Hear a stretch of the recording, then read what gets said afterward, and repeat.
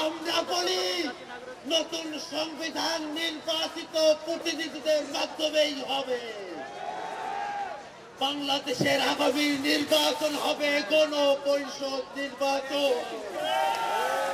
এই গণপরিষদ নির্বাচনে যারা জয়ী হবে তারা একই সাথে সংবিধান বিষয়ে সিদ্ধান্ত নেবে, নতুন সংবিধান প্রণয়ন করবে এবং আইনসভার সদস্য হিসাবে ভূমিকা পালন করবে।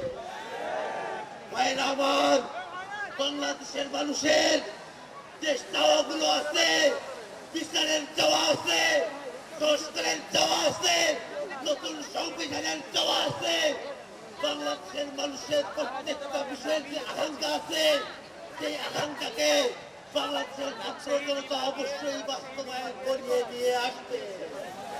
এই বলে আমি আমার বক্তব্য এখানে শেষ করছি।